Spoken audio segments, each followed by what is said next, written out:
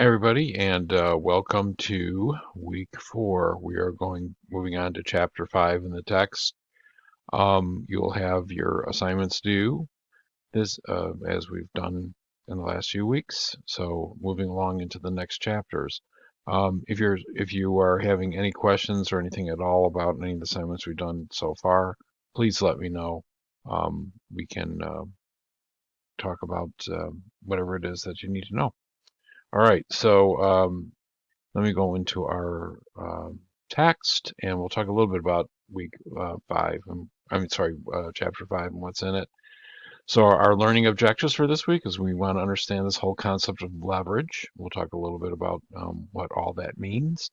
We'll talk about using break-even analysis. There's several different ways of going about doing that, but it gives you a pretty good idea of the type of analysis you do to understand how you're exercising leverage. We're going to look at operating leverage, what that means, and leverage. Think of it as how we utilize our assets, particularly fixed cost assets, um, in our business. And then we're going to talk about what financial leverage is, and that's another way to think of the leverage or the ability for the company to utilize its assets to do future growth.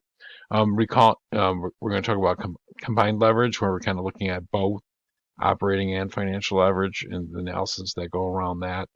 And then we need to think about what actually goes into leverage and what are the upsides and the downsides to it. So we'll talk about those things as well in this chapter.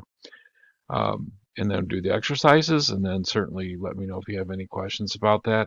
It's an interesting financial topic.